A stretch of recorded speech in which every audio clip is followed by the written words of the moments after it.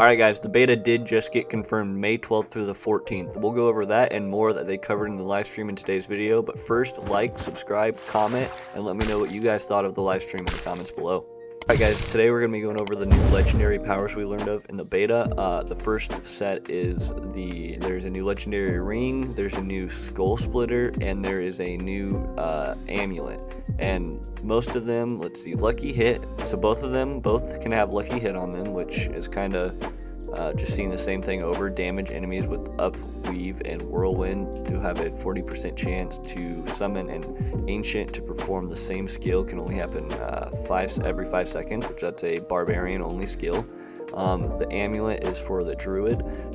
Trample now summons 6 landslides, pillars of earth dealing during its duration that deals 113% normal damage. Trample is now also a nature, magic, and earth skill, druid only. So those are the first 3 that we saw. And then we saw some rare items. And they just generally have more stat bonuses. So gain a 20% damage reduction and an additional 4 ranks to all skills. Wow, that's huge. And then there's a ring, which if a core skill hits 5 or more enemies, 35% of the resource cost is refunded, which is huge. Then there's a new set of pants. Effects that heal you beyond 100% life grant you a barrier up to 44% of your maximum life that lasts for 8 seconds, which is massive. Absolutely massive. Overkill is another new 2-handed mace, which is just a rare. Creates a shockwave dealing 24% of its base damage to enemies. Enemies who die in this effect also reset Death's Blow cooldown, barbarian. Another what is that? Oh, it's a unique. Sorry, I was reading that wrong. It's not a rare, it's a unique. Gain 2 stealth for 2 seconds when killing enemies with Shred.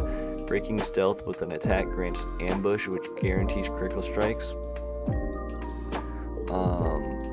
Another set of unique is Blood of Astrian Securus, which is a necro, which when you pick up 10 to 5 blood orbs, a free bone spirit is spawned and dealing bonus damage on your current life percent. Your rain of arrows is always imbued with all imbuements at once. That's a rogue. Fireball now bounces as it travels, exploding each time it hits the ground, but its explosion deals 65% less damage. Okay. And then I think that's all the uniques they went over in today's live stream. They also went over the spot to upgrade your what would have been like your legendary gems. It's now your glyphs. They went over the spot to upgrade that, how it's going to work. You're going to complete the nightmare dungeon, and then you will get teleported to a place to... It's kind of like how you were upgrading legendary gems in last game, where you will be able to what's it called? You'll be able to go and just upgrade it a certain amount of times based on the level that you did it at, and obviously the higher level you do it, the more upgrades you can add to it. And then they also added it to where you can dismantle glyphs that you get. Say you don't want to run a certain dungeon, you can dismantle glyphs that you get from the dungeon you want to run and use that to craft the glyph that you want from the dungeon that you don't want to run. So it's a like 1-to-4 ratio, so every 4 you destroy you can craft one of that you actually want, which I feel like that's pretty fair and balanced. They reworked some of the layouts for the dungeons, that way there's not as much backtracking. So pretty much any direction you guys go will be in way aligned to the objective. There's no real wrong way to go anymore. I'll put it on the screen and I'll have the video clip showing it. But there's no real wrong way to go anymore. You can pretty much explore and you won't have to really worry about backtracking on the objectives where you need to go to a certain location. And then on the ones where you must kill all, they are going to be adding it to where if you miss any enemies, you have a high chance of when you start going back in your first couple rooms, you'll get ambushed way more frequently by the remaining enemies. That way you don't have to go back all the way to the beginning into a room that you left in the corner of the dungeon. So that's a pretty nice quality of life thing they did. And they elaborated more on what the dungeon reset timer would be. They said that if you were in the if you were in the dungeon and you finished it and then you went to the beginning of it, like you teleported out, when you leave, it will start a 60-second timer, and after that 60 seconds the dungeon will automatically reset.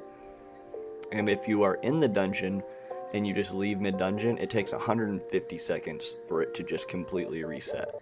So we were all wrong, even on the fact of how it would have worked resetting, and they pretty much even admitted that they did a real sloppy job of actually telling us how it was going to work. Those are the main things they really went over with the dungeons. That and 2 dungeons got a complete redo, redraw, and I would have guessed the dungeons we haven't played yet are already fixed and good to go. Next thing we're going to be talking about, guys, is the Nightmare Dungeons, how the world tiers will change, and the Capstone Dungeon. So the Nightmare Dungeons, you can you activate those after you beat the game. You won't unlock those until you beat the campaign. You'll go to your next world tier, which the only way you can get to your next world tier is by beating a Capstone Dungeon, which will be your first world tier will be a 50 to 70 world tier. That's world tier 3. You do that.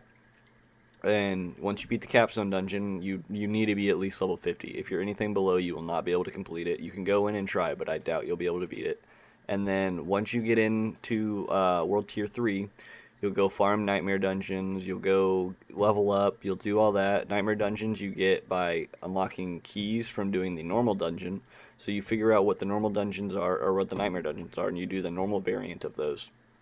So you can unlock the Nightmare version of that, and then you can farm the Nightmare version of that. And then after you've farmed enough, got enough XP, you can go back to the Capstone Dungeon, go to World Tier 4 after you beat the Capstone Dungeon, which will be, I believe it is 70 to 100 is the recommended on that one. And then after that, your Nightmare Dungeons can scale up to 150. Alright guys, and that's going to do it for my short little quick video updating you guys on what's new and what to expect. And there is, as my last video said, there is now a official another beta, and it'll just be everybody is encouraged to get on. It's meant to just absolutely punish the servers and kind of see what the server can handle. Thanks guys, hope you enjoyed. I hope you guys are as excited for Diablo 4 as I am. Like, subscribe, comment, let me know what you guys thought of the video in the comments below, and have a good day. Peace.